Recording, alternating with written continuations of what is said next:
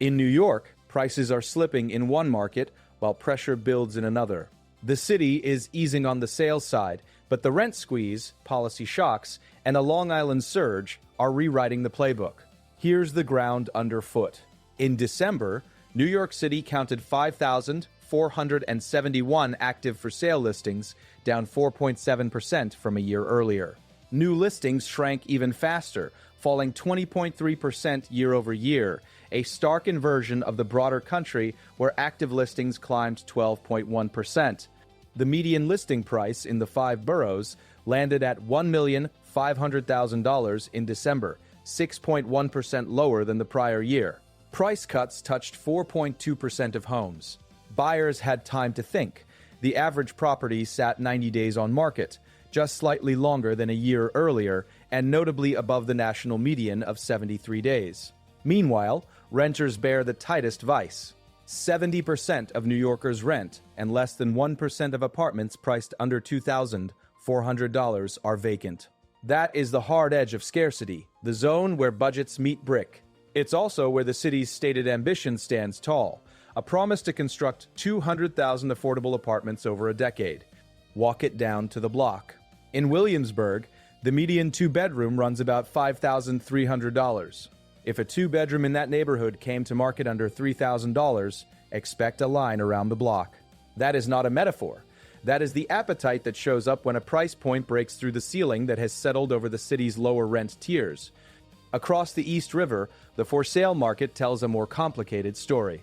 Inventory is scarce, prices have slipped, and time to sale is stretching, yet the pipeline of sellers is thinner.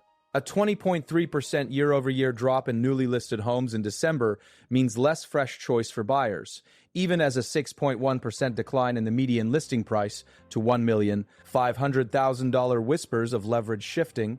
Price reductions on 4.2% of listings add another thread to that signal, while 90 days on market says, negotiate.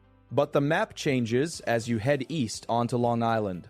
There, the late 2025 scoreboard flipped. In December, nearly 11,000 buyers competed for the homes of just over 7,300 sellers across Nassau and Suffolk counties. That is roughly 33.4% fewer sellers than buyers, a threshold that made Long Island the strongest sellers market in the country for the third straight month. Nationally, the balance leaned the other way in December, with 47% more sellers than buyers. In Austin, Texas, the gap was extreme, an estimated 128% more sellers than buyers, an ocean away from the Nassau County metro dynamic.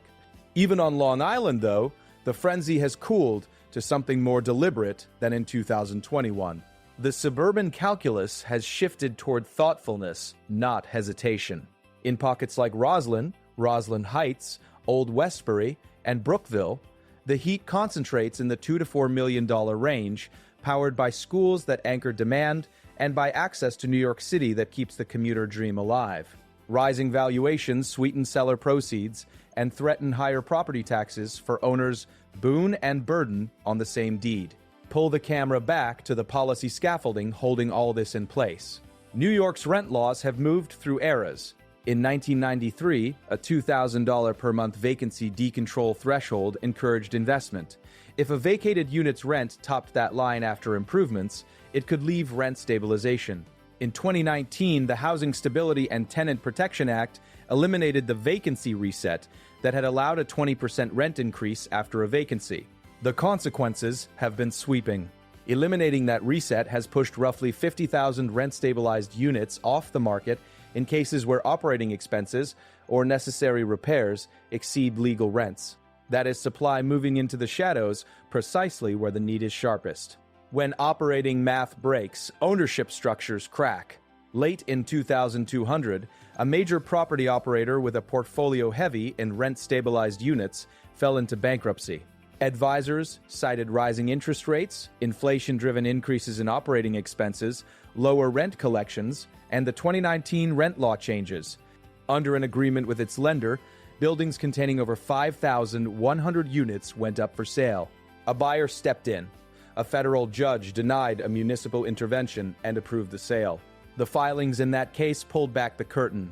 Of 5,151 units brought to market, 420, about 8%, had violations, a rate below a citywide 12% average for serious violations.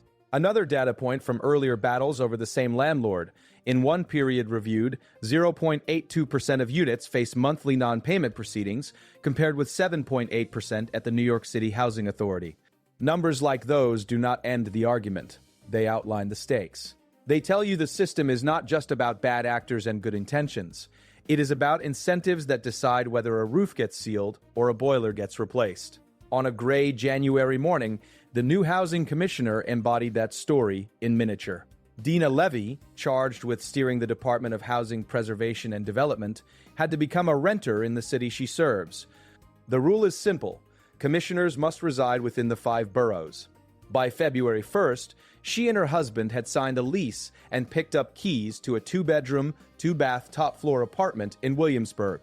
They aimed for a budget around $6,000 a month, a little below, a little above, and landed a rent-stabilized unit with a patio, airy light, and a view to the river. The apartment is stabilized for another year, tethered to a 421A tax incentive that ends in 2027. The search took 3 weeks, 6 tours, and the flexibility of 2 incomes with no kids. Translate that into the broader market. When 70% of New Yorkers rent and the vacancy rate below $2,400 is under 1%, the speed and ease of that search is the exception that proves the rule. There is a reason New Yorkers talk about rent like they talk about weather. It is the daily system that shapes every plan. Economists expect mortgage rates to hold above 6% through 2026. They also call for rent affordability to improve in much of the country next year, except in New York City, where rent growth is expected to accelerate, bucking national trends. In the broader U.S., multifamily rents are forecast to rise just 0.3% in 2006, while single-family rents could climb 2.3% as more households delay buying. In New York City, signals suggest renters should prepare for the opposite of relief. That expectation collides with a survey reality. Nearly 3 in 5 renters say they plan to keep renting next year, and even if mortgage rates dropped, only 37% say they would buy. 37% of renters now have a child under 18 at home. Family life and financial caution are reshaping what rental must mean. And in New York City, communal spaces are expected to become defining features of the rental landscape through 2026 and beyond. The for sale side in the city reflects that caution differently.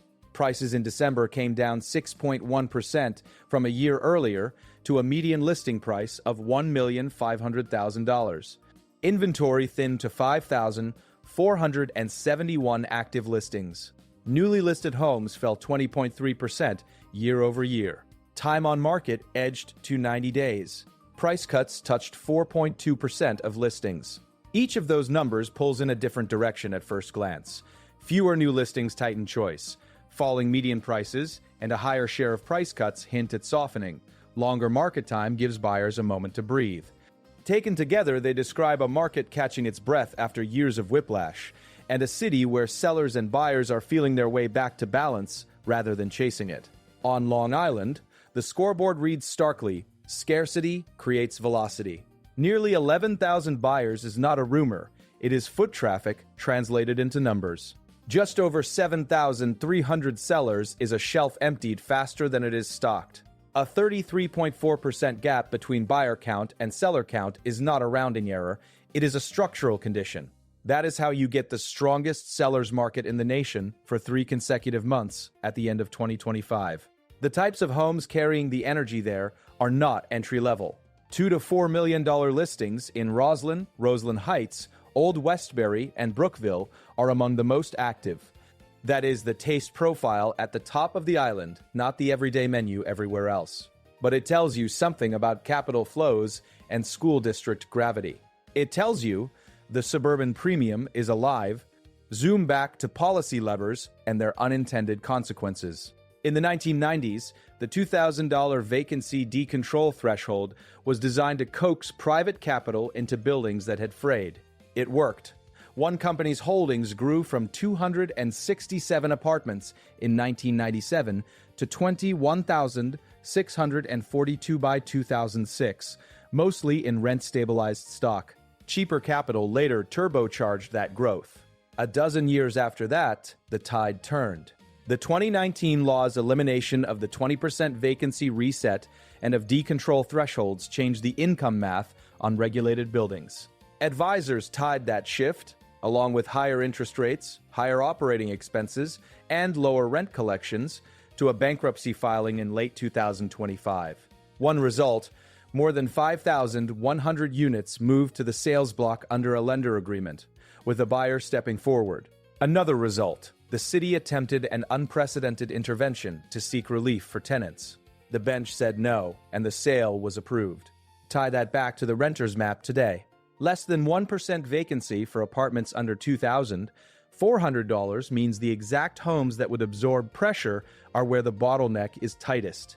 The voices in that line around the block in Williamsburg for a sub-$3,000 two-bedroom are the same voices pushing strollers down Court Street, riding the S-train to school in Crown Heights, or catching the ferry to work because it's faster and because it feels like air. Rent stabilization is designed to protect those lives. But when laws tilt too hard against revenue, filings in court say the quiet part out loud, current rent rolls can fail to match operational costs. When that happens, elevators stall, boilers limp, facades peel.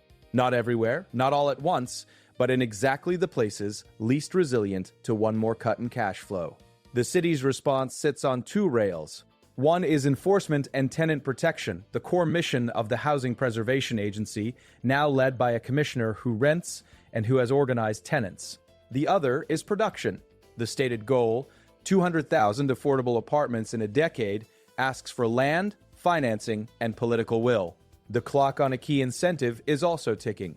The 421A tax incentive that helped underpin rent-stabilized supply in certain buildings ends in 2007.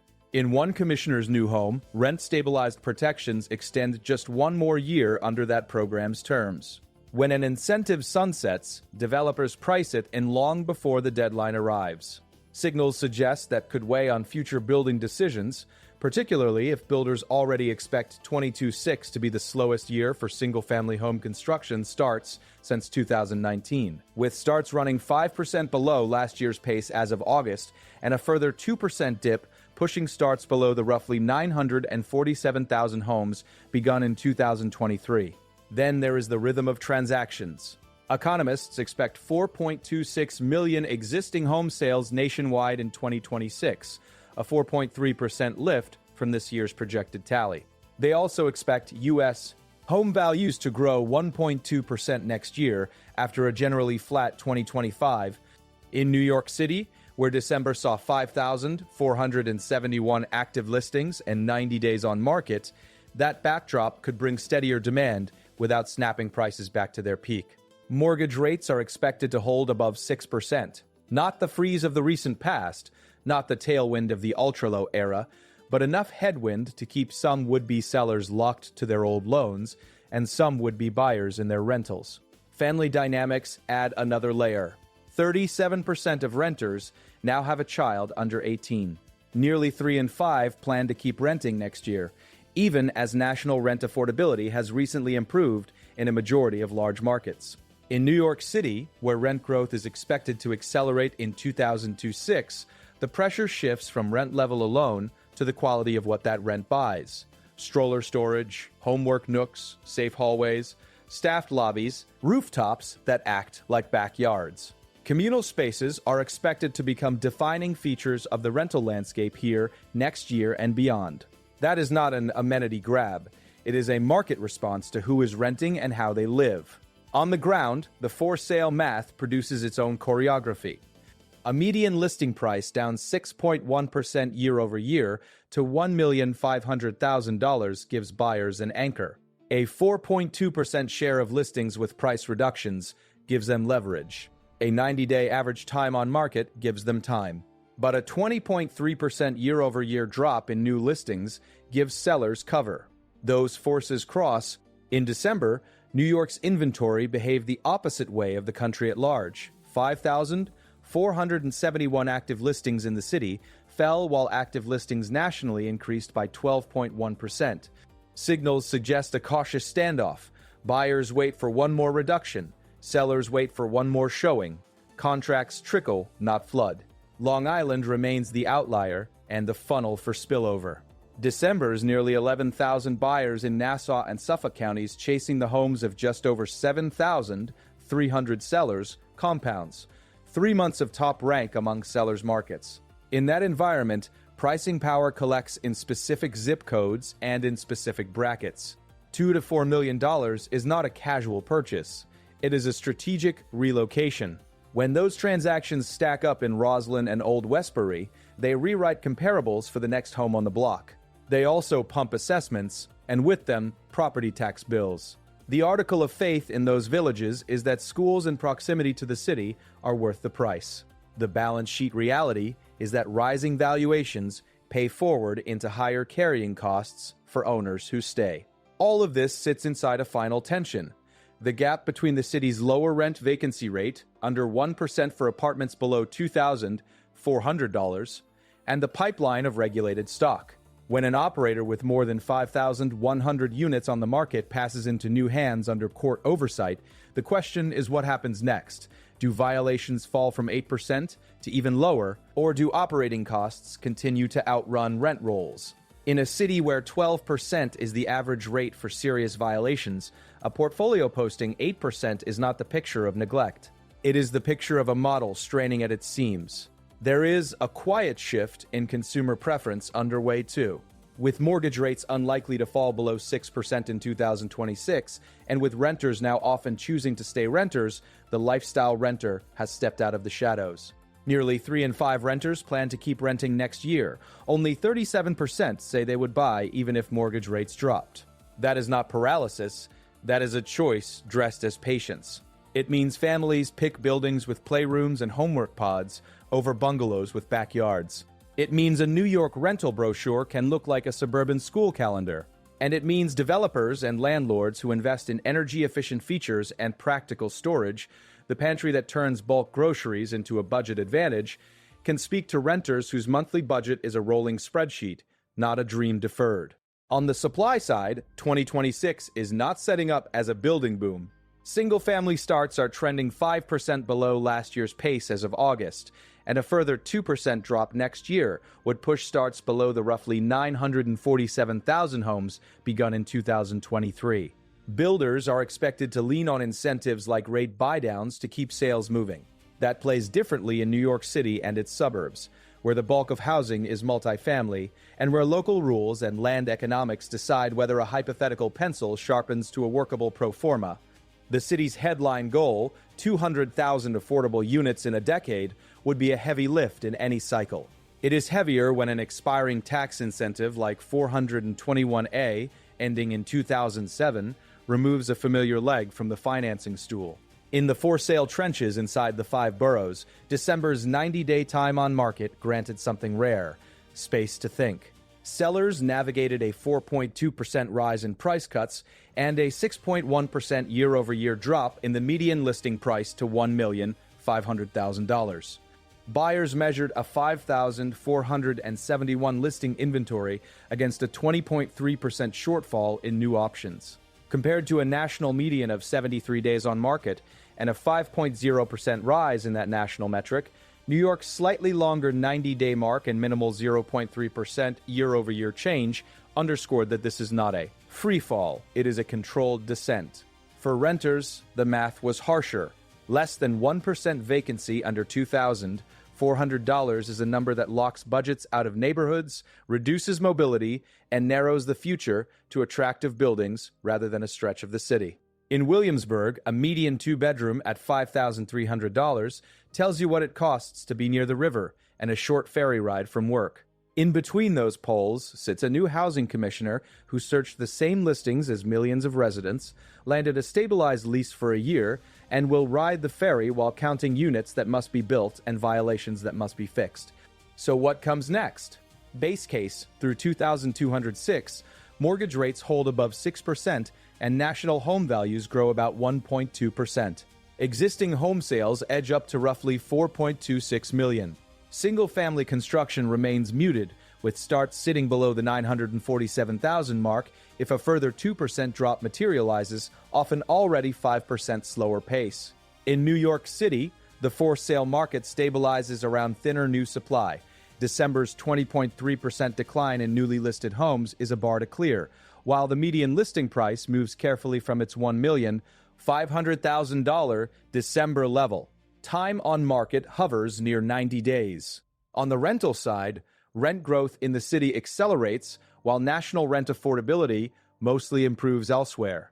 In Nassau and Suffolk counties, buyer pressure remains elevated relative to sellers until inventory widens beyond December's roughly 7,300 sellers against nearly 11,000 buyers. Two watch items through 2026. First, the integration of more than 5,100 rent-stabilized units sold out of bankruptcy. Track the new owner's performance against the baseline. 420 violations out of 5,151 marketed units, 8% versus a citywide 12% average for serious violations. Watch whether rent rolls cover operational costs without deferring repairs. If that ratio worsens, more units could drift offline, compounding a sub-1% vacancy rate for apartments below $2,400. If it improves, a fragile segment might finally gain some breathing room.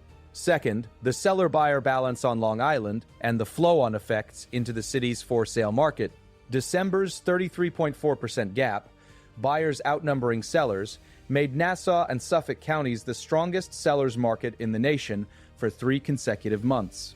Monitor whether that gap narrows as 22/6 advances, especially if modest declines in borrowing costs coax more would-be sellers to list. If inventory rises above December's just over 7,300 sellers while buyers hold near 11,000, the seller's edge endures. If both sides rebalance, price growth could moderate, which in turn could reshape expectations in adjacent city neighborhoods where December saw 5,471 active listings and a 6.1% year-over-year drop in the median listing price. In a city where 70% rent and where less than 1% of lower-priced units stand vacant, small shifts multiply into big outcomes fast. The policy calendar matters. The 421A incentive ends in 22/7. The market calendar matters. Builders expect their slowest year for single-family starts since 2019. And the personal calendar matters. Commissioners pick up keys on February 1st, parents walk kids to school on September 1st, and tenants renew leases on the 1st of the month, hoping the number on the page is one they can live with. If you want more clear-eyed numbers-first breakdowns of New York's housing story, stick around and subscribe.